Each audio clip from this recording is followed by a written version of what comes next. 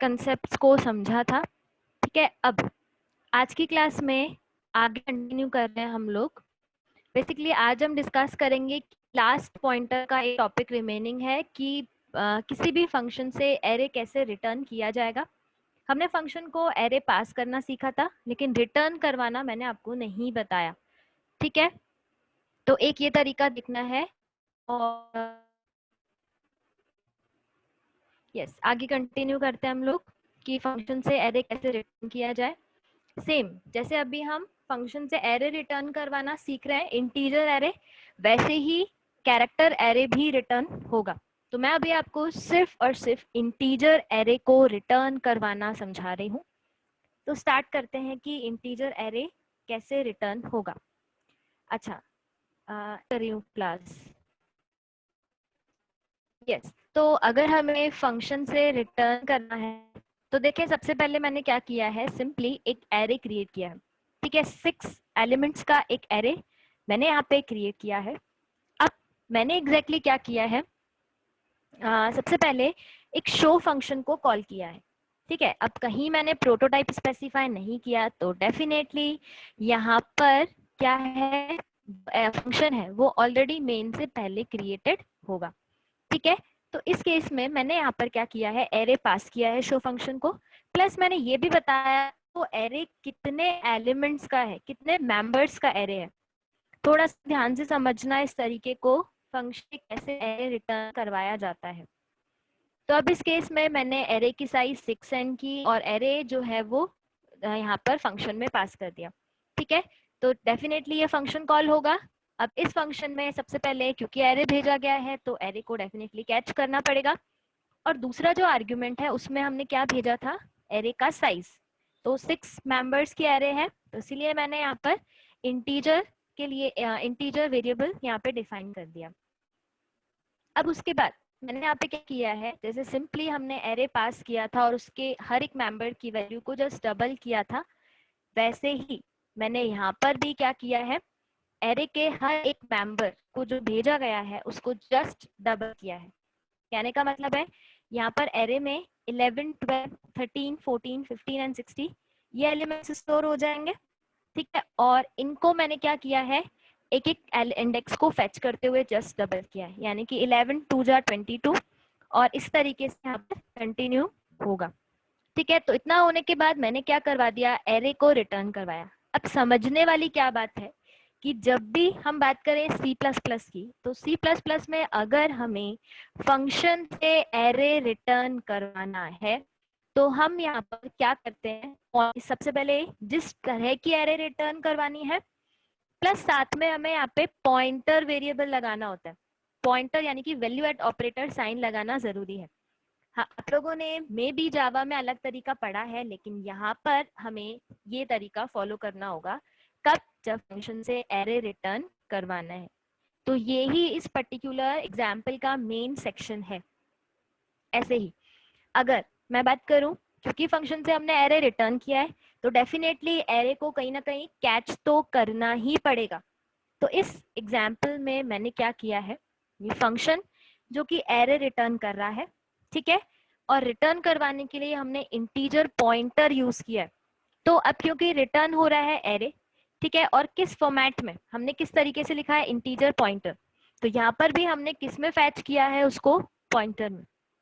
Plus हम यहाँ पर कभी भी इस तरीके से एम्प्टी ब्रैकेट्स लगाकर नहीं लिख सकते कि वो एम्प्टी एरे में जो रिटर्न हुआ है वो एरे स्टोर हो जाए। ठीक है, तो इस केस में एरे को रिटर्न करवाने के लिए तरीका है ये, और जब एरे को कैच करेंगे तो वो कैच होगा पॉइंटर वेरिएबल में। उसके अकॉर्डिंग जैसे हम क्या करते हैं, पॉइंटर के साथ में हमने देखा था कि पॉइंटर को भी हम एरे की तरह ट्रीट कर सकते हैं।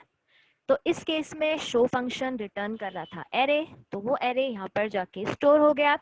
ठीक है, और हमने क्या किया है, पॉइंटर के थ्रू हर एक इंडेक्स को एक्सेस किया है।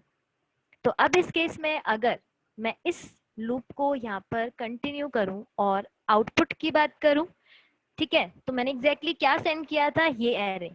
ठीक है, किसको, इस पर्टिकुलर एरे को। इस पर्टिकुलर फंक्शन में हमने एरे के हर एक मेंबर को जस्ट डबल किया और रिटर्न कर दिया, और ये रिटर्न एरे जाके यहाँ स्टोर हुई थी, तो इसीलिए पॉइंटर में भी हर एक एलिमेंट की वैल्यू हमें डबल होके विजिबल होगी, या मैं कहूँ कि मल्टीप्लाई होके विजिबल होगी। तो ये पर्टिकुलर कंसेप्ट है कि फंक्शन से कैसे एरे रिटर्न किया जाएगा। ठीक है, अगर स्ट्रिंग होती तो भी तरीका यही रहता, लेकिन डेटा टाइप यहाँ पर चेंज हो जाता। तो स्ट्रिंग के केस में हम दोबारा से इसको नहीं देखेंगे। अगर स्ट्रिंग होगा तो सिंपल आपको कैरेक्टर लिखना होगा, लेकिन क्योंकि हम रिटर्न करवा रहे हैं इंटीजर एरे, तो we have to use integer data type. यहाँ तक कोई डाउट हो किसी को तो आप पूछ सकते हैं।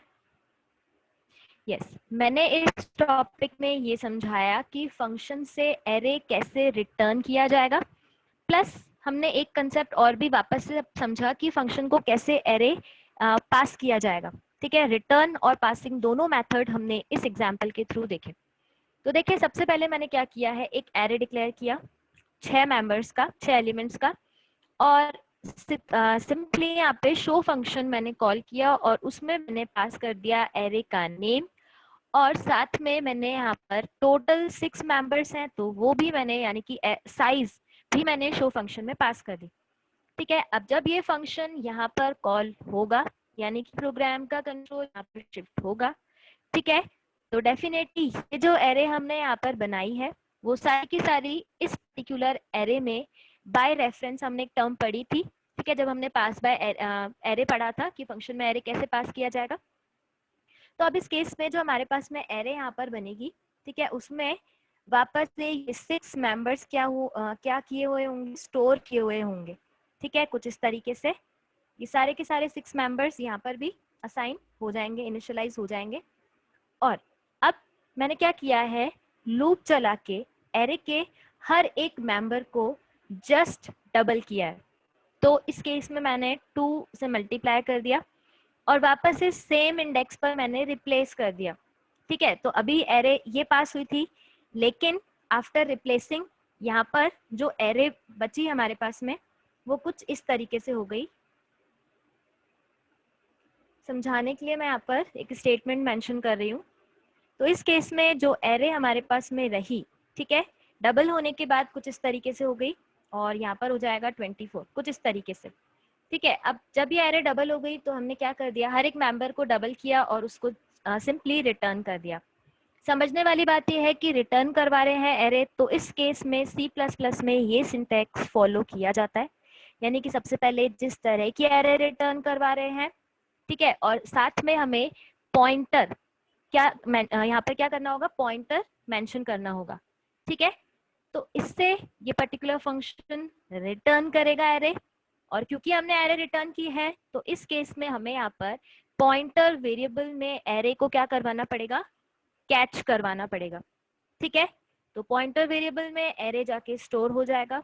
कौन सा एरे स्टोर होगा, जो कि जस्ट डबल हुआ था, पास ये एरे हुआ था लेकिन हमने हर एक मेंबर को कुछ इस तरीके से डबल किया। ठीक है, तो डबल होने के बाद अगर मैं यहाँ पे मेंशन करूँ हर एक इंडेक्स की वैल्यू को, तो ये हो गया 26, ये हो गया 28, ये हो गया 30, और लास्ट में हो गया हमारे पास में 32। ठीक है, तो अब ये एरे इस तरीके से यहाँ पर क्रिएट हो चुका है। वापस से हर एक मेंबर में हमने डबल वैल्यू असाइन कर दी। अब जब एरे रिटर्न होगा, ठीक है, रिटर्न होके किस में असाइन होगा, पॉइंटर वेरिएबल में। तो अब ये पॉइंटर किसको होल्ड करेगा, एक एरे के बेस एड्रेस को। ठीक है, क्योंकि रिटर्न हुआ था एरे, तो एरे के बेस एड्रेस को होल्ड करेगा। इस केस में अगर मैं पी एरे की बात करूं, ठीक है, यानी कि सिंपली एक पॉइंटर होगा जो कि किसी एरे को पॉइंट कर रहा होगा, और यहाँ पर इसके केस में ये कुछ इस तरीके से हम समझ सकते हैं कि पॉइंटर के केस में हर एक एलिमेंट की वैल्यू कुछ इस तरीके से स्टोर होगी। तो हम जब डिस्प्ले करवाएंगे तो इस केस में जो रिजल्ट डिस्प्ले होगा वो सिंपली डबल वैल्यूज डिस्प्ले होंगी। इन वैल्यूज की जस्ट डबल वैल्यू यहाँ पर डिस्प्ले हो जाएगी। तो ये यहाँ पर समझने वाला कंसेप्ट है जो कि मैंने अभी आपको एक्सप्लेन किया। अब आई होप कि ये कंसेप्ट आप लोगों को क्लियर होगा। फिर भी कुछ डाउट रह गया है तो मुझसे आप पूछ सकते हैं।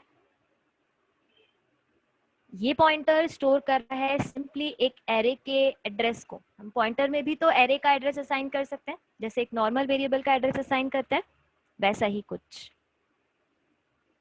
अब यहाँ तक खत्म होता है हमारे पास में पॉइंटर के कंसेप्ट्स, ठीक है। उसके बाद नेक्स्ट जो हमारे पास में C++ का टॉपिक रहेगा, हालांकि वापस से हम C में देख चुके हैं, तो मैंने इसका सिर्फ एक एग्जाम्पल यहाँ पुट किया है, that is recursion in C++, ठीक है। फंक्शन के अंदर ही एक टॉपिक था रिकर्जन का, तो देखते हैं कैसे काम करेगा। रिकर्जन का सिंपल मीनिंग ये होता है, जब हम क्या कर रहे हैं, एक ही फंक्शन को रिपीटेडली कॉल कर रहे हैं, ठीक है, तो वो क्या कहलाएगा, रिकर्जन। और जो फंक्शन बार बार कॉल हो रहा है उसको हम रिकर्सिव फंक्शन कहते हैं, ठीक है। अब जैसे एग्जाम्पल के तौर पर मैं अगर प्रिंट फंक्शन को यहाँ से कॉल कर रही हूँ मेन से, ठीक है, और इसी प्रिंट फंक्शन में ये प्रिंट फंक्शन दोबारा से कॉल हो रहा है, तो ये क्या कहलाएगा, रिकर्जन। सी में भी आपने रिकर्जन पढ़ा था और हम यहाँ पर उसको C++ के साथ भी सिर्फ एक एग्जाम्पल से समझ रहे हैं। चलिए स्टार्ट करते हैं कि कैसे रिकर्जन काम होगा। मैंने वही फैक्टोरियल का प्रोग्राम आप लोगों को एक्सप्लेन किया है जो लास्ट ईयर आप लोगों ने देखा था रिकर्जन के साथ। सिंपली हमें पता है इस केस में कि मैंने यहाँ पे क्या किया, एक नंबर का इनपुट लिया, ठीक है। नंबर का इनपुट लेने के बाद मैंने फैक्टोरियल फंक्शन में उस नंबर के इनपुट को पास कर दिया। लेट्स से कि मैंने इनपुट में यहाँ पर दिया था 5, तो फैक्टोरियल फंक्शन में यहाँ पर 5 असाइन होगा, तो इस अकॉर्डिंग ये फंक्शन 5 वैल्यू के साथ में, इनिशियल n की वैल्यू कितनी रहेगी, 5, तो 5 वैल्यू के साथ में ये फंक्शन कॉल होगा। अब क्योंकि मैं रिकर्जन एक्सप्लेन करने वाली हूँ, तो देखें रिकर्जन का सिंपल मीनिंग ये होता है हमारे पास में कि हमारे पास में उसमें जो हम वेरिएबल्स यूज करते हैं वो एक तो स्टैटिक होने जरूरी है। क्या किया है, फंक्शन को वेरिएबल की वैल्यू पास कर दी है, इसलिए मैंने स्टैटिक कंसेप्ट यहाँ पे यूज ना करके सिंपल इंटीजर वेरिएबल क्रिएट किया है। लेकिन अगर हम इस तरह के रिकर्सिव फंक्शन में कोई वेरिएबल क्रिएट करते हैं तो डेफिनेटली वो स्टैटिक होना जरूरी होता है। चलिए वो तो बात हो गई उसके वेरिएबल्स की। प्लस रिकर्जन फंक्शंस में, रिकर्सिव फंक्शंस में एक हमारे पास में एंडिंग कंडीशन भी होती है कि किस पर्टिकुलर टाइम पर वो फंक्शन अपना कॉलिंग स्टॉप करेगा, ठीक है। तो मैंने यहाँ पर क्या किया है, सबसे पहले बेस कंडीशन मेंशन की है कि इस पर्टिकुलर फंक्शन को टर्मिनेट कब करना है, अदरवाइज वो फंक्शन इनफाइनाइट कॉल होता जाएगा, तो कहीं ना कहीं उसको स्टॉप करना ही पड़ेगा। तो मैंने यहाँ पे बेस कंडीशन दी है कि जब n की वैल्यू इक्वल टू 1 हो जाए तब ये फंक्शन रिटर्न करे, मतलब अपनी कॉलिंग को स्टॉप करे, अदरवाइज वो एक तरीके से इनफाइनाइट लूप में कन्वर्ट हो जाएगा। अब समझने वाली क्या बात रहेगी, मैंने इस केस में n की वैल्यू 5 पास की है, यानी कि डेफिनेटली हमें पता है फंक्शन कैसे काम करेगा। ये कुछ इस तरीके से यहाँ पर फैक्टोरियल कैलकुलेट होना है, लेकिन कैलकुलेट होने के लिए क्या कंसेप्ट इंप्लीमेंट किया है हमने, सिंपल रिकर्जन यूज किया। तो देखें मैंने यहाँ पे क्या किया है, सबसे पहले एल्स की अगर मैं बात करूं, इनिशियली n तो 5 के बराबर है, यानी कि ये कंडीशन तो फॉल्स है, ठीक है। तो अब हमने क्या किया है, सबसे पहले एल्स पार्ट की अगर मैं बात करूं तो एल्स पार्ट में मैंने यहाँ पर देखें वापस से कर रही हूँ, ये टॉपिक थोड़ा आपको ध्यान से समझना पड़ेगा। ये टॉपिक आप लोग पढ़ चुके हैं, लेकिन इसका एक एग्जाम्पल मैंने यहाँ पे पुट किया है। समझने में हो सकता है आप लोगों को थोड़ी सी दिक्कत हो, बोरिंग भी लगे, लेकिन थोड़ा सा कंसंट्रेट करेंगे तो ये टॉपिक क्लियर हो जाएगा। यस, तो इस केस में जो रिटर्न स्टेटमेंट है वो कैसे काम करेगा, फंक्शन यहाँ पे रिकर्जन यूज में आ रहा है, तो देखिए किस तरीके से आएगा। सबसे पहले n की वैल्यू इनिशियली 5 है, तो सबसे पहले 5 के साथ ये फंक्शन कॉल होगा, और इस केस में यहाँ पर हमने क्या किया, अब वापस से फैक्टोरियल फंक्शन को कॉल किया है और उसमें क्या वैल्यू असाइन कर दी, n-1, क्योंकि हम एग्जैक्टली करना क्या है, हमें सबसे पहले 5 को 4 के साथ में मल्टीप्लाई करना है, 4 को 3 के साथ में, देन इस तरीके से लास्ट में हमें 1 के साथ मल्टीप्लाई करना होगा। तो n की वैल्यू को रिड्यूस भी तो करना होगा, तभी तो ये कंडीशन ट्रू होगी और हमारा फंक्शन कहीं ना कहीं जाके स्टॉप होगा। तो हम इसमें क्या कर रहे हैं, यहाँ पर जब रिकर्सिवली फंक्शन को कॉल कर रहे हैं तो हम n में क्या कर रहे हैं, -1। तो इस केस में अभी n की वैल्यू 5 थी, तो अब वो 5 - 1 यानी कि क्या हो जाएगी, 4। यानी कि सेकेंड टाइम 4 वैल्यू के साथ में ये फंक्शन कॉल होगा। जब कॉल होगा तो ये कंडीशन तो डेफिनेटली फॉल्स है, तो इस केस में एल्स पार्ट एग्जीक्यूट होगा, यानी कि वापस से सेकेंड आइटरेशन के केस में, ठीक है। मैंने एक डायग्राम से भी इसको स्पेसिफाई, इस पर्टिकुलर प्रोग्राम को समझाया है, तो एक डायग्राम देख लेते हैं, हो सकता है उससे कंसेप्ट क्लियर हो जाए। तो देखें यहाँ पर सबसे पहले जो फंक्शन है वो 5 वैल्यू के साथ में कॉल हुआ, ठीक है। तो सबसे पहले 5 इंटू एफ और एफ और ब्रैकेट में क्या हो गया, 4, यानी कि 5 - 1, उसके में वापस से 4 वैल्यू के साथ में ये फंक्शन कॉल होगा, ठीक है। और ब्रैकेट में क्या हो जाएगा, फंक्शन जब दोबारा से कॉल होगा, मैंने यहाँ पे इस केस में फंक्शन का नाम f से डिनोट किया है, ठीक है। और अब जब 4 के साथ में इटरेशन कॉल होगा तो फंक्शन के केस में 4 - 1 यानी कि 3 वैल्यू हो जाएगी। तो अब नेक्स्ट टाइम जब फंक्शन कॉल होगा वो 3 के साथ में कॉल होगा, 3 के साथ में जब कॉल होगा तो 3 इंटू, ठीक है, हमारे पास में ये कुछ आइटरेशन है n इंटू एफ n-1, ठीक है ना। तो इस केस में नेक्स्ट टाइम जब 3 के साथ फंक्शन कॉल हो रहा होगा तो उस केस में f और ब्रैकेट में क्या हो जाएगा, 3 - 1 यानी कि 2, यानी कि 2 के साथ में 2 वैल्यू के साथ में ये फंक्शन दोबारा से कॉल होगा, ठीक है। इसके बाद 2 के साथ में जैसे ही कॉल होगा तो n की वैल्यू यहाँ पर क्या है, 2, तो 2 इंटू एफ और वापस से n-1, ठीक है। हमेशा ये फंक्शन एल्स को ही एग्जीक्यूट कर रहा है, ठीक है, और रिटर्न भी हो रही है वैल्यू, लेकिन अभी तक रिजल्ट कैलकुलेट नहीं हुआ है। वो कब कैलकुलेट होगा, जब हमारे पास में फंक्शन की वैल्यू जो है, मतलब n वेरिएबल की वैल्यू 1 के बराबर हो जाएगी, तब ये फंक्शन कॉलिंग को क्या कर देगा, स्टॉप, ठीक है। कैसे होगा देख लेते हैं एक बार। तो इस केस में जब 2 वैल्यू के लिए फंक्शन कॉल हुआ था तो वापस से 2 इंटू एफ और 2 - 1 कितना होता है, 1। तो अब क्योंकि n की वैल्यू 1 हो चुकी है तो 1 वैल्यू के लिए जब फंक्शन दोबारा से कॉल होगा तो ये कंडीशन ट्रू हो जाएगी। तो अब इस केस में समझने वाली बात ये रहेगी कि n की वैल्यू 1 रिप्लेस हो जाएगी और ये फंक्शन कुछ इस तरीके से रिजल्ट कैलकुलेट करेगा, ठीक है। तो देखें सबसे पहले 1 रिटर्न हुई, 1 रिटर्न यहाँ पर होगा, ठीक है। तो इस केस में 2 1 जा 2 यहाँ पर हो जाएगा और 2 रिटर्न होगा इस आइटरेशन में, यानी कि f की वैल्यू 2 में 2 रिटर्न हो गया। तो इस केस में 3 इंटू 6, 3 इंटू 2 इक्वल टू 6 हो जाएगा। अब जो 6 रिजल्ट रहा, ठीक है, वो 6 जाके वापस से इस 3 वाले आइटरेशन में f की वैल्यू जहाँ पे 3 थी वहां जाके स्टोर हो जाएगा और इस केस में फंक्शन का रिजल्ट इस तरीके से सॉल्व होगा, यानी कि 4 इंटू 6 इक्वल टू 24, ठीक है।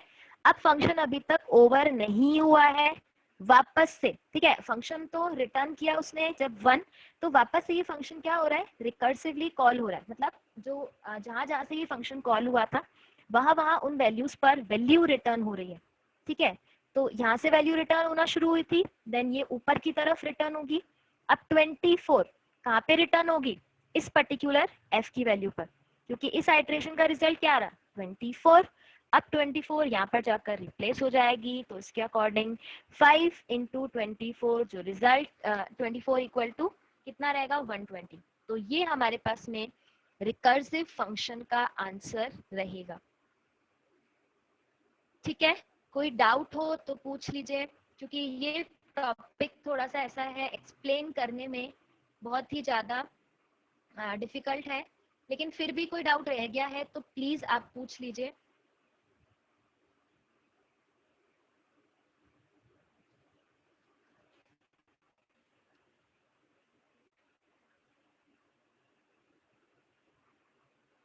तो इसके अकॉर्डिंग जो रिजल्ट है, जब हम 5 वैल्यू पास कर रहे होंगे तो रिजल्ट हमारे पास में 120 डिस्प्ले हो जाएगा। बस इतना ही समझना था कि जब 1 रिटर्न होगा तो वापस से हर एक आइट्रेशन में वैल्यू रिटर्न होना शुरू हो जाएगी जहां जहां से फंक्शन कॉल हुआ था।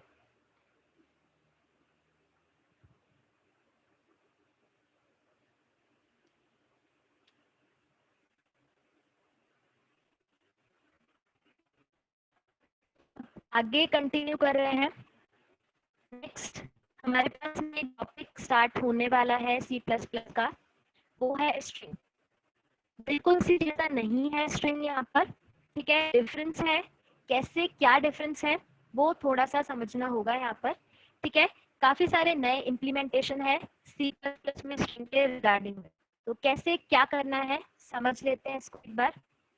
सबसे पहले अगर मैं बात करूं स्ट्रिंग की, तो हमने स्ट्रिंग से पहले एक कैरेक्टर वेरिएबल का कंसेप्ट देखा था। तो अगर मैं बात करूं कैरेक्टर वेरिएबल की, तो कैरेक्टर वेरिएबल हमें पता है वो 1 बाइट ऑक्यूपाई करता है।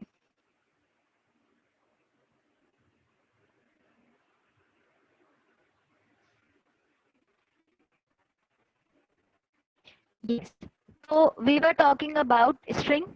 तो बेसिकली स्ट्रिंग क्या होता है हमारे पास में, सिंपल अगर मैं स्ट्रिंग की बात करूं तो हमने स्ट्रिंग से पहले एक कंसेप्ट डिस्कस किया था, दैट इज कैरेक्टर, ठीक है। कैरेक्टर वेरिएबल्स की अगर हम बात करें तो बेसिकली वो 1 बाइट मेमोरी में ऑक्यूपाई करता है। अब अगर हमें क्या करना है, मल्टीपल कैरेक्टर्स को स्टोर करना है, देन हम क्या यूज कर सकते हैं, स्ट्रिंग।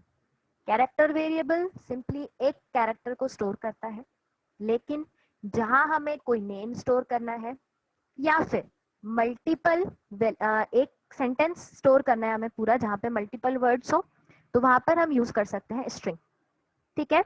अब स्ट्रिंग को यहाँ पर हमें डबल कोड करना होता है, जैसे कि हमने सी में पढ़ा था, लेकिन बिल्कुल एग्जैक्टली सी जैसा कंसेप्ट यहाँ पर नहीं है। क्या चेंज है इसको अभी हम समझते हैं।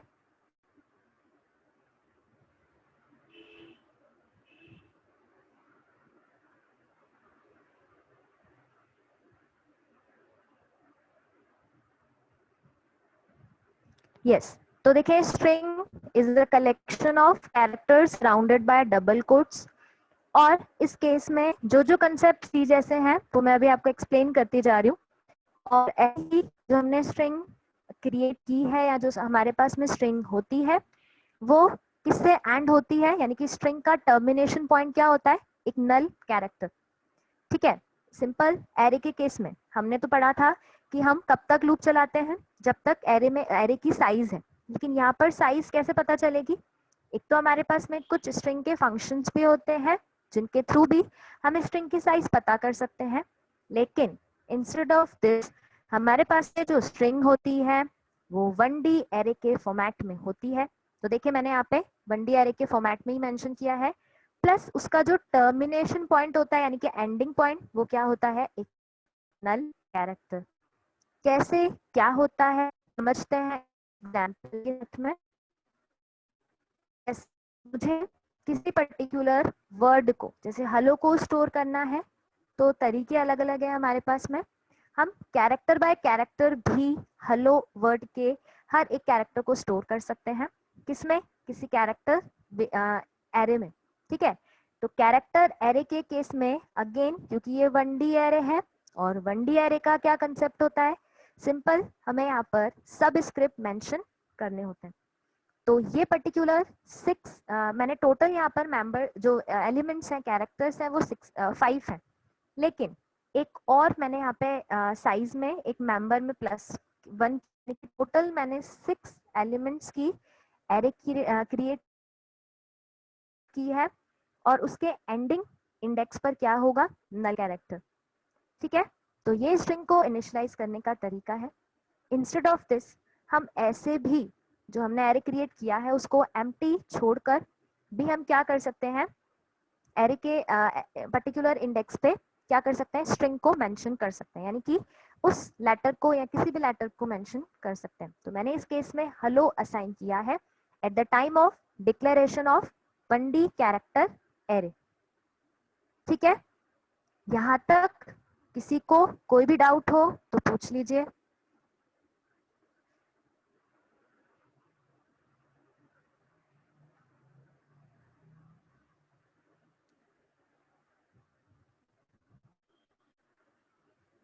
आगे कंटिन्यू करें, आगे सुन लीजिएगा, फिर भी कहीं पर भी कोई डाउट रह गया हो, मे बी वॉइस इशू की वजह से या किसी भी,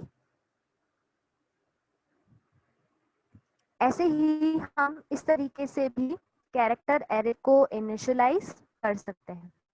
ठीक है, अब अगर मैं बात करूं मेमोरी रिप्रेजेंटेशन की, तो जैसे मैंने यहाँ पर ये दो एरेज क्रिएट की हैं, ठीक है, एक बार विद साइज और एक बार विदाउट साइज। ठीक है, इस केस में हम अगर इसके मेमोरी रिप्रेजेंटेशन की बात करें तो सिंपल 1D एरे की तरह ही यहाँ पर हर एक इंडेक्स पे देखिए एक एक कैरेक्टर स्टोर किया गया है। दूसरी बात, हम पता है कैरेक्टर वेरिएबल 1 बाइट ऑक्यूपाई करता है, तो इस केस में अगर मैं इनके एड्रेसेस की बात करूं तो देखें ये एड्रेस 51 है, इसके लास्ट 2 कैरेक्टर्स की बात कर रहे हैं, तो ये एड्रेस 52 होगा। अगर ये इंटीजर एरे होती तो इस केस में ये पर्टिकुलर इंडेक्स 2 बाइट ऑक्यूपाई करता, लेकिन ये कैरेक्टर एरे है इसलिए ये 1 बाइट मतलब 1 बाइट ऑक्यूपाई करेगा और इसका इंडेक्स भी इसके अकॉर्डिंग +1 होगा। ठीक है, और at the end null character को इस तरीके से शो किया गया है, यानी कि टोटल 6 मेंबर्स की एरे है ये। ठीक है, इसका 5th इंडेक्स है, उस पर नल कैरेक्टर को स्टोर किया गया है। ठीक है, वैभव जस्ट वेट अ मिनट। इसके बाद स्ट्रिंग जो टॉपिक है उसमें बेसिक फंक्शंस भी हैं। ठीक है, स्ट्रिंग के फंक्शंस को अगर हमें यूज करना है, पहले तो ये बिल्कुल सीधा से है, तो इसमें से हम एक फंक्शन या 2 फंक्शन ट्राई करके देख लेंगे। बाकी ये फंक्शन सारे के सारे सीधे से हैं, जैसे कॉपी करना है और हमें स्ट्रिंग को दूसरी स्ट्रिंग, ऐसे ही कॉन्कैटिनेशन के लिए भी फंक्शन है। अगर हम इस स्ट्रिंग को स्ट्रिंग 1 के साथ में कॉन्कैटिनेट करना चाहें, ऐसे ही स्ट्रिंग की लेंथ फाइंड आउट करने के लिए भी मेरे पास में एक फंक्शन एग्जिस्ट करता है strlen, प्लस इन को यूज करने के लिए हमें string.h हेडर फाइल को इंक्लूड करने की जरूरत पड़ेगी। और ऐसे ही लास्ट फंक्शन है कंपैरिजन के लिए strcompare। फंक्शन बिल्कुल सी जैसे हैं कि इन 2 वैल्यूज को